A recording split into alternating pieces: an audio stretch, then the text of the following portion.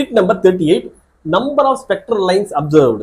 இப்ப ஹைட்ரஜன் ஸ்பெக்ட்ரம்ல ஒரு particular energy லெவல்ல இருந்து ஒரு எலக்ட்ரான் ஷிஃப்ட் ஆகும்போது அதனால கிடைக்கக்கூடிய நம்பர் ஆஃப் லைன்ஸ் எவ்வளவு அப்படிங்கிற கொஸ்டின்ஸ் கேட்பாங்க. அதான் number of spectral lines observed அப்படிங்கிற இந்த கான்செப்ட். இது வந்து பாருங்க, ஒரு பர்டிகுலர் லெவல் nth லெவல்ல இருந்து nth குவாண்டம் ஸ்டேட்ல இருந்து ஒரு எலக்ட்ரான் நமக்கு கிரவுண்ட் லெவலுக்கு வருது. சரியா? வரும்போது நமக்கு எமிட் பண்ணக்கூடிய நம்பர் ஆஃப் ஸ்பெக்ட்ரல் லைன்ஸ்க்கான ஃபார்முலா என்னன்னா n × n-1/2. இதுதான் இதுக்கான ஃபார்முலா. இப்போ வந்து பாருங்க, ஒரு எக்ஸாம்பிள். ஒரு தேர்ட் லெவல்ல இருந்து எலக்ட்ரான் வந்து கிரவுண்ட் லெவலுக்கு தேர்ட் லெவல்ல இருந்து கீழே ஷிஃப்ட் ஆகுது. ஷிஃப்ட் ஆகும்போது எவ்வளவு நம்பர் ஆஃப் லைன்ஸ் பாசிபிள் அப்படிங்கறத கேட்பாங்க. அப்ப என்னோட வேல்யூ 3 கொடுத்துட்டாங்க அப்படின்னா நமக்கு ஃபார்முலா என்ன?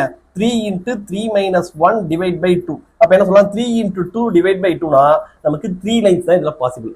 ஒருவேளை ஃபோர்த் லெவல்ல இருந்து நமக்கு இந்த டிரான்சிஷன் நடக்குது அப்படின்னா 4 × 3/2 அப்படின்னு போட்டோம்னா நமக்கு என்ன ஒரு 6 லைன்ஸ் பாசிபிள். இந்த மாதிரியான கொஸ்டின்ஸ் நமக்கு ரிப்பீட்டடா நிறைய தடவை கேட்கறாங்க. ஒன்னு டைரக்டாவே இந்த nth லெவல் கொடுத்துருவாங்க, இல்லனா இந்த nth லெவலை நீங்க ஃபைண்ட் அவுட் பண்ணணும். சரி, இந்த nth லெவலை ஃபைண்ட் அவுட் பண்ணிட்டு அதுக்கு அடுத்தது ஸ்பெக்ட்ரல் லைன்ஸ் வந்து எவ்வளவு இருக்குறத ஃபைண்ட் அவுட் பண்ணணும். அதுக்கான ஃபார்முலா வந்து பாருங்க, n × n-1/2.